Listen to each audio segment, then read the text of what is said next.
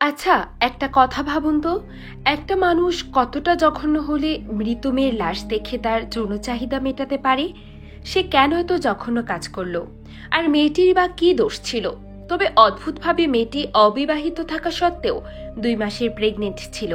আর pregnant থাকা অবস্থাতেই তাকে মেরে ফেলা হয়।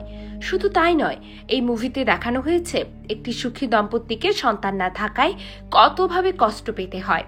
আজ আমি আপনাদের সাথে এমনই এক ভয়ঙ্কর সায়েন্স ফিকশন মুভি নিয়ে আলোচনা করব।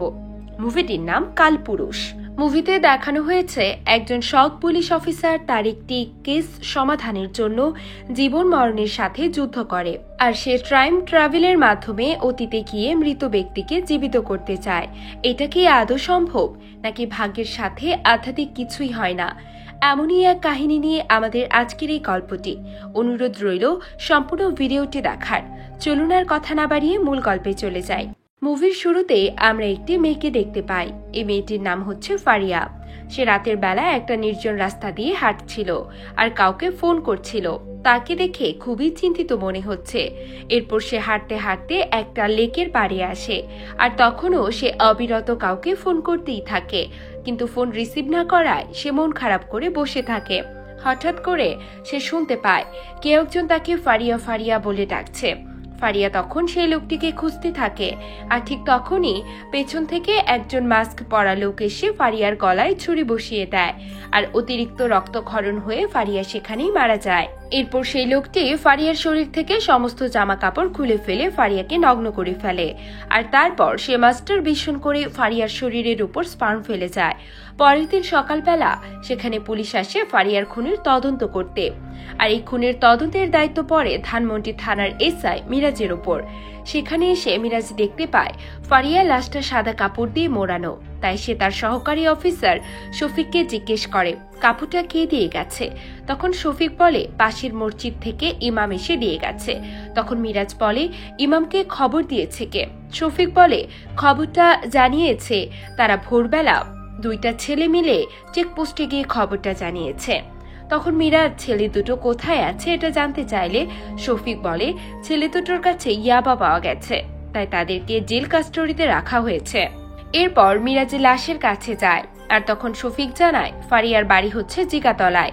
সে তার বান্ধবীর সাথে একটা ফ্ল্যাট ভাড়া নিয়ে থাকে।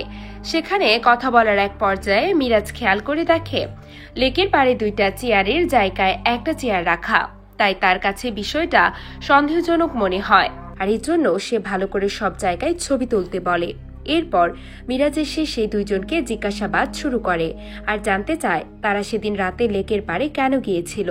তখন তারা জানায় তারা ইয়াবা খাওয়ার জন্য ফয়েল আনতে লেকের পাড়ে গিয়েছিল, কারণ তাদের বয়স অল্প হওয়ার কারণে ফার্মেসি থেকে তারা ফয়েল কিনতে পারত না। তখন মিরাজ জানতে চায় লেকের পাড়ে তারা কার কাছ থেকে ফয়েল আনতে গিয়েছিল। তখন তারা জানায় তাদের কাছে এক বৃদ্ধা মহিলা কম টাকায় পুরনো ফয়েল বিক্রি করত। কিন্তু সেদিন রাতে তারা যখন ফয়েল আনতে যায় তখন তারা সেখানে ফারিয়ার লাশ পড়ে থাকতে দেখে। আর যেটা দেখে তারা ভয় পেয়ে সেখান থেকে পালিয়ে আসে। তারা দুজনেই জানায় তাদের এই খুনের সাথে কোনো সম্পর্ক নেই, তারা ফারিয়াকে খুন করেনি। তবে তারা সেখান থেকে দৌড়ে পালানোর সময় একটা লোককে সেখানে দাঁড়িয়ে থাকতে দেখে। অন্ধকার থাকার কারণে তারা লোকটার চেহারা দেখতে পারেনি।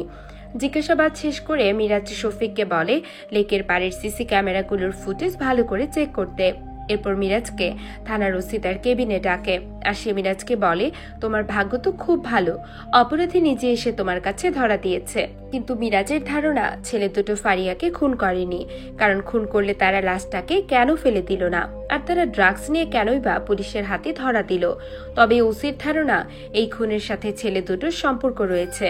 তাই সে মিরাজকে বলে আগে থেকে কাউকে নির্দোষ ঘোষণা করবে না, আর প্রমোশনের পর এটা আমার ফার্স্ট কেস। তাই সে মিরাজকে কাজে মনোযোগ দিতে বলে আর ফারিয়ার পোস্টমর্টেম রিপোর্টটা রেডি করতে বলে। এরপর মিরাজ একে একে সবাইকে থানায় ডাকে আর জিজ্ঞাসাবাদ শুরু করে। সে প্রথমে ডাকে মসজিদের সেই ইমামকে আর জানতে চায় সে আগে থেকে ফারিয়াকে চিনত কিনা। তখন ইমাম জানায় সে ভোরবেলায় হাঁটতে বের হলে মাঝে মধ্যে ফারিয়াকে দেখত, কিন্তু কখনো তার সাথে কথা হয়নি। সেও বুঝতে পারছে না ফারিয়াকে আসলে কে খুন করতে পারে। এরপর ফারিয়ার রুমমেট আনিকাকে ডাকা হয়। সে একটা এনজিওতে চাকরি করে। তার কাছে থেকে মিরাজ জানতে পারে সে ফারিয়াকে রাতের বেলা পার্কে হাঁটাহাঁটি করতে মানা করত, কিন্তু ফারিয়া তার কথা শুনতো না, কারণ তার পার্কে হাঁটাহাঁটি করতে ভালো লাগতো। সে আরো জানায় ফারিয়া কারোর সাথে খুব একটা মিশতো না, সে একাই থাকতো। এদিকে শফিক ফারিয়ার বাসার কেয়ারটেকারের জবানবন্দি নেয়। সে জানায় সে 1 মাস হলো ফারিয়ার বাসার নতুন কেয়ারটেকার হিসেবে জয়েন করেছে, আর আগের জন চাকরি ছেড়ে দিয়েছে। জিজ্ঞাসাবাদ শেষে মিরাজ বাসায় ফিরে আসে, আর আমরা তখন মিরাজের বউ লাবণীকে দেখতে পাই। সে টিভিতে ফারিয়ার খুনের নিউজটি দেখতে পেয়ে মিরাজের কাছে ফারিয়ার কেসটার ব্যাপারে জানতে চায়। সারাদিনের ব্যস্ততা শেষে মিরাজ ক্লান্ত হয়ে রুমে এসে শুয়ে পড়ে, আর এরপর সে যখন ঘুমিয়ে যায় তখন সে আবছা করে একটা স্বপ্ন দেখতে পায়। স্বপ্নে সে দেখতে পায় একটা রুমের মধ্যে সে মেঝেতে শুয়ে আছে, আর একটা লোক তাকে ইনজেকশন নেওয়ার জন্য ডাকছে। আর এরকম অদ্ভুত স্বপ্ন দেখে তার ঘুম ভেঙে যায়, আর সে দেখতে পায় তার সামনে তার স্ত্রী দাঁড়িয়ে আছে। লাবণী তখন তার প্রেগন্যান্সি টেস্ট করে, আর সে মিরাজকে জিজ্ঞেস করে 1 দাগ মানে কি। মূলত লাবণী আর মিরাজ দুজন দুজনকে অনেক ভালোবাসে, তবে মিরাজের শারীরিক অক্ষমতার কারণে তারা এখন পর্যন্ত কোনো বাচ্চার মুখ দেখতে পায়নি। লাবণী তখন বায়না ধরে সে সিগারেট খাবে, আর এর জন্য সে লাইটার আনতে মিরাজকে বাহিরে পাঠিয়ে দেয়। এরপর মিরাজ যখন লাইটার আনতে বাহিরে আসে তখন শামসুল আলম নামে একটি লোক তাকে ফোন করে, আর জানায় সে হচ্ছে যশোর থানার একজন সাবেক পুলিশ অফিসার। সে মিরাজকে বলে, আপনি যে খুনটার ব্যাপারে তদন্ত করছেন, লেকের পাড়ে খুন হয়ে মেয়েটির ঘটনা আমি আগে দেখেছি, এসব কিছুই আগে ঘটে গেছে। এসব কথা শুনে মিরাজ একদম অবাক হয়ে যায়। তখন সেই লোকটা বলে, আপনি আপনার ঠিকানা দিন, আমি আমার ফাইলটা পাঠিয়ে দিচ্ছি। পরের দিন মিরাজ আবারও সে লেকের পাড়ে যায়, আর সেখানে গিয়ে তারা একটা পায়ের ছাপ দেখতে পায়। তখন মিরাজ শফিককে পায়ের ছাপটার ছবি তুলে রাখতে বলে। এরপর তারা সেখানে একটা গর্ত দেখতে পায়, কিন্তু তারা সেখানে কোনো কিছু খুঁজে পায় না। এরপর ফারিয়ার লাশটার পোস্টমর্টেম করা হয়। ডক্টর জানায় ফারিয়াকে পেছন থেকে গলা কেটে হত্যা করা হয়েছে। তখন মিরাজ জিজ্ঞেস করে, ফারিয়াকে কি র্যাপ করা হয়েছে? তখন ডক্টর জানায় রেপ করা হয়নি, তবে ফারিয়ার বডির উপর 2টি ভিন্ন স্যাম্পলের স্পার্ম পাওয়া গেছে। আর সে আরো জানায় ফারিয়া 2 মাসের প্রেগনেন্ট ছিল। এসব শুনে তারা দুজন একদম অবাক হয়ে যায়। এরপর ফারিয়ার কেসটার তদন্তের ব্যাপারে থানায় সব পুলিশ অফিসারদেরকে নিয়ে একটা মিটিং করা হয়। মিরাজ তখন সবার সামনে ফারিয়ার পোস্টমর্টেম রিপোর্ট তুলে ধরে, আর এরপর সে লেকের পাড়ে সেদিন রাতের সিসিটিভি ফুটেজ তুলে ধরে, যে রাতে ফারিয়াকে খুন করা হয়। সিসিটিভি ফুটেজে দেখা যায় সেই নেশাখোর 2 ছেলে রাত 3:15 লেকের পাড়ে প্রবেশ করে, এবং 3:26 তারা ভয় পেয়ে লেকের পাড় থেকে দৌড়ে পালিয়ে আসে। কিন্তু পোস্টমর্টেম রিপোর্ট অনুযায়ী ফারিয়ার মৃত্যু হয়েছে রাত 2টায়, অর্থাৎ ফারিয়াকে 11 মিনিটের মধ্যে খুন করা হয়েছে। আর মিরাজ সে পায়ের ছাপ দেখিয়ে বলে, আমার মনে হয় খুনি ফারিয়াকে খুন করার পর নিজেকে পরিষ্কার করার জন্য লেকের ওই পাড় থেকে ওই পাড়ে সাঁতরে গিয়েছে। তখন ওসি বলে, আপনার কাকে সন্দেহ হয়? তখন মিরাজ জানায়, আমরা 2জন লোককে সন্দেহ করছি। প্রথমজন হচ্ছে ফারিয়ার বাসার আগের কেয়ারটেকার, যে ফারিয়ার মৃত্যুর পর থেকেই নিখোঁজ, আর দ্বিতীয়জন হচ্ছে ফারিয়ার বয়ফ্রেন্ড, যার কারণে ফারিয়া 2 মাসের প্রেগনেন্ট ছিল। ফারিয়ার প্রেগনেন্সির কথা শুনে ওসি সহ সবাই অনেক অবাক হয়ে যায়। আর তখন ওসি মিরাজকে বলে, ওই ভাগ্যবান বাবাকে খুঁজে বের করেন। এরপর মিরাজ আবারও ফারিয়ার রুমমেট আনিকাকে থানায় ডাকে, আর জিজ্ঞেস করে, ফারিয়া যে প্রেগনেন্ট হলো আপনি জানতেন? এটা শুনে সে কিছুটা ইমোশনাল হয়ে যায়। তখন মিরাজ জানতে চায় বাচ্চার বাবা কে হতে পারে। তখন আনিকা জানায় ফারিয়া রাফায়েত নামে একটা বিবাহিত ছেলের সাথে সম্পর্ক আছে, আর বাচ্চার বাবা ওই রাফায়েতি ছেলেটাই হবে। এটা শুনে মিরাজ আনিকার উপর কিছুটা রেগে যায়, কারণ সে মিরাজকে আগে কেন এই কথাটা বলেনি। এরপর মিরাজ রাফায়েতের সাথে দেখা করতে তার বাসায় যায়, কিন্তু রাফায়েতের স্ত্রী জানায় রাফায়েত ব্যবসার কাজে থাইল্যান্ড গিয়েছে, ফিরতে 2-3 দিন লাগবে। তখন মিরাজ রাফায়েতের স্ত্রীর সাথে কথা বলে এবং তাকে কিছু প্রশ্ন জিজ্ঞেস করে। মিরাজ তার কাছে জানতে চায় 11 তারিখ রাত্রিবেলা রাত 11টা থেকে 2টা পর্যন্ত তার স্বামী কোথায় ছিল। তখন সে জানায় 11 তারিখ রাতের বেলা রাফায়েত বাড়িতেই ছিল, কারণ ওই দিন রাতে আমাদের বাড়িতে একটা ফ্যামিলি দাওয়াত ছিল। তারপর মিরাজ জিজ্ঞেস করে পার্টি শেষ করে রাফায়েত কোথায় ছিল। তখন সে জানায় পার্টি শেষ করে রাফায়েত রুমে এসে ঘুমিয়ে পড়ে, কারণ পরের দিন সকালবেলা রাফায়েতের ফ্লাইট ছিল, আর তার রাত জেগে বই পড়ার অভ্যেস। তাই রাফায়েত সেদিন ঘুমালেও সে সারা রাত জেগে বই পড়ছিল। কথা বলার এক ফাঁকে মিরাজ দেখতে পায় এই দম্পতির ঘরে একটা সন্তানও রয়েছে। তাই মিরাজ তাকে জিজ্ঞেস করে রাফায়েত হাজবেন্ড হিসাবে কেমন।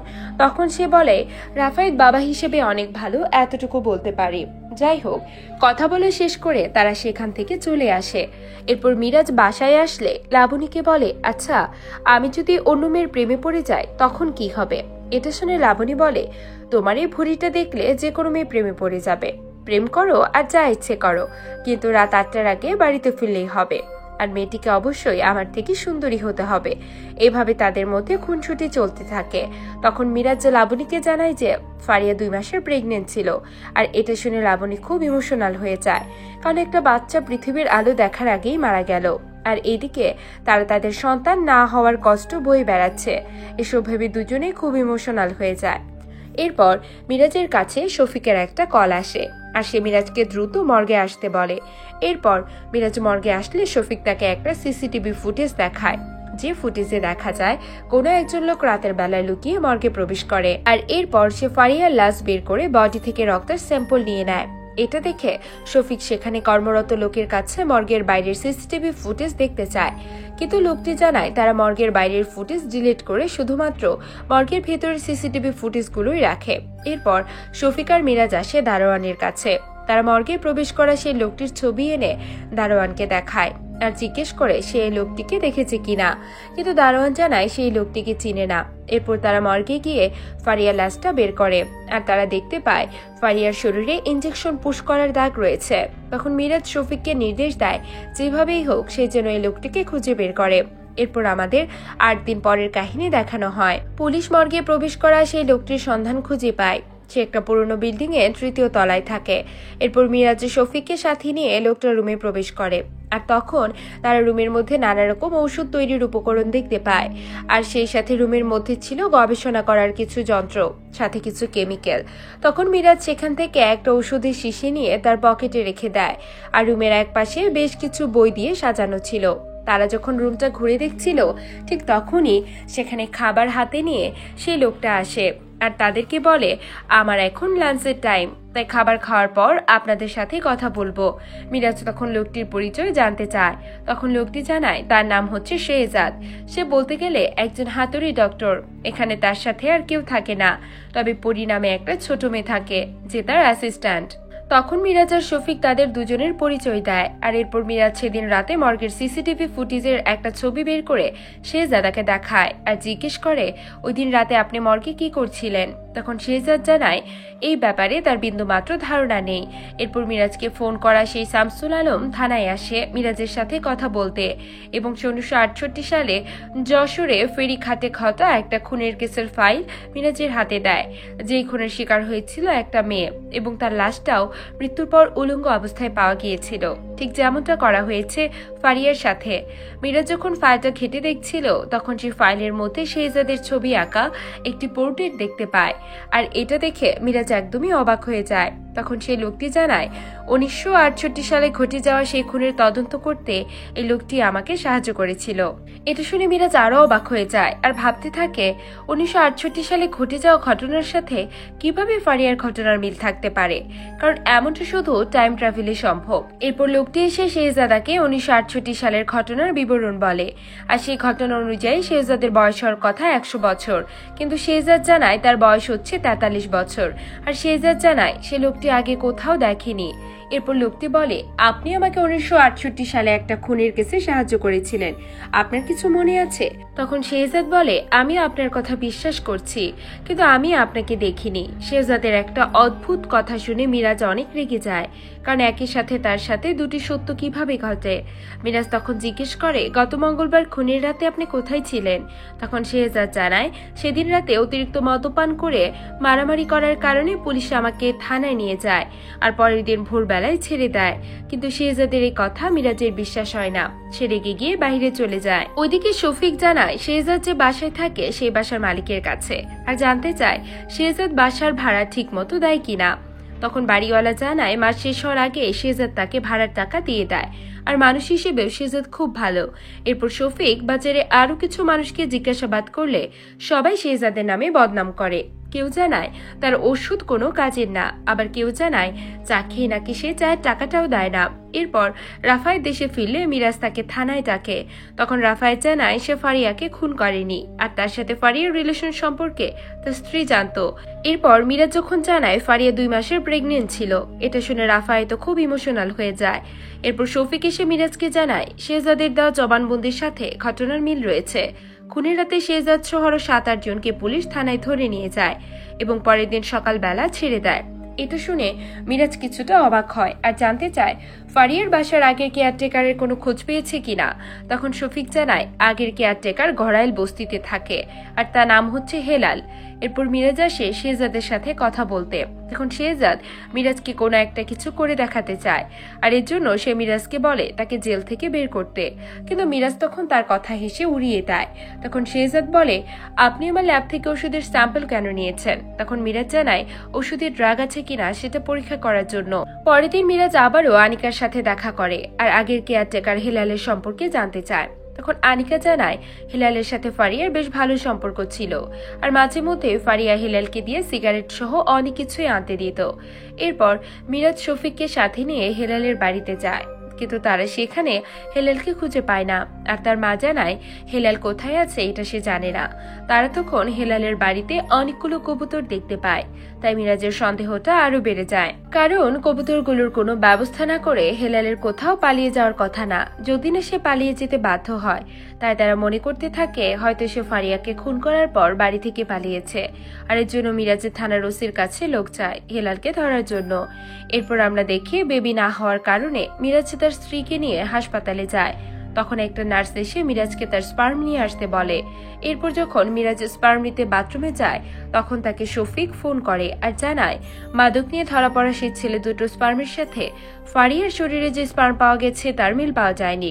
পরের সিনে আমরা দেখতে পাই লেকের পার পরিষ্কার করার সময় একটা লোক সেখানে একটা লাশ খুঁজে পায়, আর পুলিশ এসে আইডেন্টিফাই করে জানতে পারে এটা হচ্ছে ফারিয়ার বাসার আগে সে কেয়ারটেকার হেলালের লাশ। কেউ একজন তাকে খুন করে পানিতে ফেলে দিয়েছে। পরপর 2টি খুন নিয়ে মিডিয়া তোলপাড় হয়ে যায়, আর সাংবাদিকদের একের পর এক প্রশ্ন শুনে মিরাজ রেগে গিয়ে সেখান থেকে চলে যায়। আর এজন্য থানার ওসি এসে মিরাজকে অনেক বকাবকি করে আর বলে আমাদের দায়িত্ব হচ্ছে সমাজে শান্তি প্রতিষ্ঠা করা, আপনি মিডিয়ার লোকদের সাথে অনেক খারাপ আচরণ করেছেন, আর এর জন্য সমস্ত জবাবদিহি আমাকে দিতে হবে। আপনি জানেন আমাকে কতগুলো ফোন কল দিতে হয়, লোকজন শিশুদের মতো এটা ওটা বলে ভুলিয়ে রাখতে হয়, অবশ্য আপনি সেটা বুঝবেন না। সে মূলত মিরাজকে খোঁচা দিয়ে এই কথাটা বলে, কারণ মিরাজের কোনো সন্তান ছিল না। সে তখন মিরাজকে কয়েকদিনের ছুটি নিয়ে বউকে সময় দিতে বলে, আর ফারিয়াকে কেসটা জাহাঙ্গীরের নামে আরেক পুলিশ অফিসারের কাছে হ্যান্ড ওভার করে দিতে বলে। এতে মিরাজের খুব অপমান বোধ করে আর কেসটা জাহাঙ্গীরের কাছে হ্যান্ড ওভার করে দেয়। বাসায় এসে মিরাজ শেহজাদের ল্যাব থেকে নেওয়া সেই ওষুধের শিশিটা দেখতে থাকে। এরপর মিরাজ ওষুধের শিশিটা নিয়ে মর্গে সেই ডক্টরকে পরীক্ষা করতে দেয়, কিন্তু ডক্টর জানায় এই ল্যাবে এই ওষুধ পরীক্ষা করা যাবে না, আর তার মনে হচ্ছে ওষুধে অস্বাভাবিক কিছু নেই, তাই সে ওষুধের শিশিটা মিরাজকে দিয়ে দেয়। এরপর মিরাজ আবারও শেহজাদের বাসায় আসে, আর আমরা তখন শেহজাদের কেয়ারটেকার সেই পরিণামের ছোট্ট মেয়েটাকে দেখতে পাই। সে তখন মিরাজকে দেখে ভয় দৌড়ে পালিয়ে যায়, আর এরপর মিরাজ কৌতূহল বশত সেই ওষুধটা খেয়ে নেয়, আর ওষুধ খাওয়ার সাথে সাথে তার প্রচন্ড মাথা ব্যথা শুরু হয়, আর এরপর সে তার ছোটবেলার অতীতে চলে যায়। তখন আমরা দেখতে পারি ক্লাসরুমে বমি করার কারণে টিচার তাকে বকাবকি করে ক্লাসরুম থেকে বের করে দেয়, আর তারপর মিরাজ ওয়াশরুমে গিয়ে ফ্রেশ হয়ে নেয়, আর ঠিক তখনই পড়িয়ে সে তার ঘুম ভাঙায়। এদিকে ফারিয়ার কেসটা জাহাঙ্গীরকে দেওয়া হয়, তাই সে শফিককে ভালো করে কাজে মনোযোগ দিতে বলে আর তার কথা মতো কাজ করতে বলে। মূলত এই জাহাঙ্গীর মিরাজকে অনেক হিংসা করত, তাই শফিকও তাকে খুব একটা পছন্দ করত না, কিন্তু এখন বাধ্য হয়ে জাহাঙ্গীরের আন্ডারে কাজ করতে হবে। এরপর মিরাজ রাতে বাসায় ফিরে তার স্ত্রীকে বলে, আচ্ছা তুমি সুপার ন্যাচারালি বিশ্বাস করো? তখন লাবণী বলে, হ্যাঁ করি। তারপর মিরাজ বলে, তোমাকে যদি বলি আমি 200 বছর আগে অতীতে চলে গিয়েছি এবং সারাদিন ঘোরাঘুরি করে ফিরে আসছি, তুমি কি এটা বিশ্বাস করবে? তখন লাবণী মিরাজের এসব অদ্ভুত কথা হেসে উড়িয়ে দেয়, আর এই বিষয়টা নিয়ে তাদের মধ্যে একটু কথা কাটাকাটি হয়। এদিকে শেহজাদের রিমান্ড শেষে তাকে হাসপাতালে ভর্তি করা হয়, আর তাই মিরাজ হাসপাতালে আসে শেহজাদকে নিয়ে যাওয়ার জন্য। আর যাওয়ার সময় হাসপাতালে কর্মরত পুলিশকে বলে সে শেহজাদকে নিয়ে অ্যাকশনে যাচ্ছে, তাই এই বিষয়টা যেন সে জাহাঙ্গীরকে না জানায়। এরপর মিরাজ শেহজাদকে সাথে নিয়ে একটা মদের বারে যায়। তখন মিরাজ শেহজাদের তৈরি ওষুধ খাওয়ার পর অতীতে যাওয়ার ঘটনাটি খুলে বলে। আর এখন মিরাজ সত্যি বিশ্বাস করে যে টাইম ট্রাভেলের মাধ্যমে অতীতে যাওয়া সম্ভব, কিন্তু এত কিছু যে কিভাবে ঘটেছে সে এটা বুঝতে পারছে না। তখন শেহজাদ বলে, সময় একটা নির্দিষ্ট সীমা রেখায় চলে, আর অতীত, বর্তমান, ভবিষ্যৎ এসব আমাদের মন গড়া কথা, কারণ সবকিছু অতীতে ঘটেছে, বর্তমানে ঘটছে, আর ভবিষ্যতেও ঘটবে। যা ঘটার তা ঘটবে, আমরা কখনো তার পরিবর্তন করতে পারবো না। তারপর মিরাজ সে ওষুধের শিশিটার রহস্য জানতে চায়। তখন শেহজাদ জানায় এটা হচ্ছে একটা মাধ্যম যার মাধ্যমে অতীতে ফিরে যাওয়া যায়, তবে যদি আপনি ডোজ বেশি পরিমাণে নেন তাহলে এমনও হতে পারে আপনি আর ঘুম থেকে জাগলেন না, আর ওই অবস্থাতে আপনার মৃত্যুও ঘটতে পারে। ভাগ্যে সেদিন পড়ি এসে আপনাকে জাগিয়ে দিয়েছিল, না হলে একটা বিপদ হতে পারত। তখন মিরাজ বলে, তাহলে এটার কন্ট্রোল করার কোনো সুযোগ নেই? তখন শেহজাদ জানায়, এর জন্য আপনাকে সময়কে লক করতে হবে। তখন মিরাজ বলে, ফারিয়া যেই দিনটি মারা গিয়েছিল আমি সেই দিনে ফিরে যেতে চাই। তখন শেহজাদ জানায়, সম্ভব না। মিরাজ কারণ জানতে চাইলে শেহজাদ বলে, আমাদের মৃত্যুর পর ব্রেন থেকে সমস্ত ইনফরমেশন বন্ধ হয়ে যায়, আর এরপর সেই মেমোরিগুলো আমাদের রক্ত অথবা টিস্যুতে জমা হয়ে থাকে। তাই ফারিয়া যেদিন মারা গিয়েছিল সেই দিনে ফিরে যেতে হলে ফারিয়ার রক্ত লাগবে। তখন মিরাজ বলে, এটা কোনোভাবেই সম্ভব না, কারণ ফারিয়ার লাশ তো মর্গে থেকে নিয়ে শ্মশানে পুড়িয়ে ফেলা হয়েছে। তারপর শেহজাদ বলে, আমাদের ওই সময়টাতে ফিরে যেতে হবে যে সময়টাতে ফারিয়ার লাশ মর্গে রাখা ছিল, তাহলে আমরা অনায়াসে মর্গে গিয়ে ফারিয়ার বডি থেকে রক্ত কালেক্ট করতে পারবো। কিন্তু সমস্যা আছে, মর্গের ওই সময়টায় ফিরে যেতে হলে ঠিক ওই সাময়িক সময়ে মারা গেছে এমন কোনো ডেড বডির রক্ত বা টিস্যু লাগবে, কিন্তু এমন কোনো ডেড বডি মিরাজ পাবে কোথায়? তাই সে শেহজাদকে জিজ্ঞেস করে, বডিটা কি শুধু মানুষেরই হতে হবে? কথাটি শুনে শেহজাদ কিছুটা হতভম্ব হয়ে যায়। পরের সিনে আমরা দেখি তারা মাটি খুঁড়ে একটা মৃত ইঁদুর বের করেছে, যে ইঁদুরটা পরীর পোষা ইঁদুর ছিল, আর এই ইঁদুরটা মারা গিয়েছিল সেই দিন যেদিন মৃত্যুর পর ফারিয়ার লাশ প্রথম মর্গে নেওয়া হয়েছিল। তাই শেহজাদ ইঁদুরটা ডেড বডি থেকে রক্ত কালেক্ট করে ভ্যাকসিন তৈরি করে, যেটার মাধ্যমে তারা অতীতে যাওয়ার পর ফারিয়ার ডেড বডি থেকে রক্ত কালেক্ট করে আনতে পারবে। মিরাজে শেহজাদের কাছে জানতে তারা অতীত গিয়ে ফারিয়াকে বাঁচাতে পারবে কিনা, কিন্তু শেহজাদ জানায় এই পৃথিবীতে একবার যা ঘটে গেছে সেটা বদলানো সম্ভব না, আর যেটা বদলানো যায় সেটা ভবিষ্যতে হতে পারে না। এরপর ভ্যাকসিন রেডি হলে তারা অতীতে যাওয়ার জন্য প্রস্তুত হয়। তারা রুম থেকে বেরিয়ে একটা গোপন রাস্তা দিয়ে আরেকটা রুমে গিয়ে পৌঁছায়। শেহজাদ তখন মিরাজকে জানায়, টাইম ট্রাভেল করতে হলে আপনার শরীরে এই লিকুইডটি পুশ করতে হবে। মিরাজ তখন ভয় পেয়ে চলে যেতে চায়। ঠিক তখনই পেছন থেকে শেহজাদ মিরাজের শরীরে লিকুইডটি পুশ করে দেয়, আর সাথে সাথে মিরাজ অতীতে ফিরে যায়। আর এদিকে জাহাঙ্গীর হাসপাতালে আসলে জানতে পারে মিরাজ এসে শেহজাদকে নিয়ে গেছে। এটা জানার উপর সে দায়িত্বরত পুলিশদের উপর অনেক ক্ষেপে যায় আর শেহজাদকে খুঁজে বের করতে বলে। এরপর সে মিরাজকে ফোন দিলেও মিরাজকে ফোনে পায় না, কারণ মিরাজ তখন অলরেডি অতীতে চলে গেছে। অতীতে ফিরে গিয়ে শেহজাদ মিরাজের সাথে দেখা করে, আর এরপর তারা দুজনে মিলে মর্গে যায়। তখন শেহজাদ মর্গে গিয়ে ফারিয়ার লাশটা বের করে, আর তারপর সে ফারিয়ার বডি থেকে রক্তের স্যাম্পল নিয়ে চলে আসে। আর এরপর তারা দুজনেই আবার অতীত থেকে বর্তমানে ফিরে আসে। এরপর শেহজাদ মিরাজকে জানায় হাসপাতালের পূর্ব পাশের একটা গাছের নিচে একটা ঔষধের শিশি রাখা আছে, যেটা সে শফিককে দিয়ে আনতে বলে। এরপর শফিক সেটা এনে শেহজাদকে দেয়, আর অতঃপর শেহজাদ মর্গে থেকে আনা ফারিয়ার সেই ব্লাড দিয়ে ফারিহার মৃত্যুর দিনে ফিরে যাওয়ার জন্য লিকুইড তৈরি করতে থাকে। তখন সে মিরাজকে জানায়, টাইম ট্রাভেল করার পর মানুষ পাল্টে যায়, কোনটা বাস্তব আর কোনটা কল্পনা সেটা বোঝার ক্ষমতা তার হালকা হয়ে যায়। একটা সময় গিয়ে কোনটা অতীত আর কোনটা বর্তমান এটা কিন্তু আপনি আলাদা করতে পারবেন না। এরপর লিকুইড রেডি হয়ে গেলে তারা শেষবারের মতো অতীতে যাওয়ার জন্য প্রস্তুত হয়। মিরাজের ধারণা সে অতীতে গিয়ে ফারিয়াকে বাঁচাতে পারবে। আর এদিকে জাহাঙ্গীর মিরাজ আর শেহজাদকে খুঁজতে বের হয়ে যায়। এরপর তারা দুজন প্রস্তুত হয়ে গেলে পরি স্যালাইনের মধ্যে লিকুইডটা পুশ করে দেয়, আর সেটা তাদের দুজনের শরীরে প্রবেশ করা মাত্রই তারা অতীতে ফিরে যায়। আর এরপর আমরা ফারিয়ার মৃত্যুর রাতের আসল ঘটনা দেখতে পাই। সেদিন রাতে ফারিয়া কিছু একটা নিয়ে খুব চিন্তিত ছিল আর কাউকে ফোন করছিল। এরপর সে বাসা থেকে বেরিয়ে লেকের পাড়ে যায়, আর তার পিছু নিয়ে মিরাজও সে লেকের পাড়ে চলে আসে। ফারিয়াকে সাবধান করার জন্য সে আড়াল থেকে ফারিয়ার নাম ধরে ডাকতে থাকে। ফারিয়া যখন বুঝতে পারে কেউ তার নাম ধরে ডাকছে তখন সে এদিক ওদিক তাকিয়ে খুঁজতে থাকে। মিরাজ ফারিয়ার কাছে আসতে চাইলে চারপাশ থেকে মাটি মিরাজের পা আঁকড়ে ধরে, যার কারণে সে ওই জায়গা থেকে আর উঠে আসতে পারে না। আর ঠিক তখনই পেছন থেকে একটা মাস্ক পরা লোক এসে ফারিয়ার গলায় ছুরি বসিয়ে দেয়। আর এই লোকটি আর কেউ না, সে হচ্ছে ফারিয়ার বাসার আগের কেয়ারটেকার হেলাল। সে তখন ফারিয়াকে অপ্রস্তুত করে তার শরীরের উপর মাস্টারবেশন করে স্পার্ম ফেলে যায়। এরপর মিরাজ এসে তার উপর হামলা করে।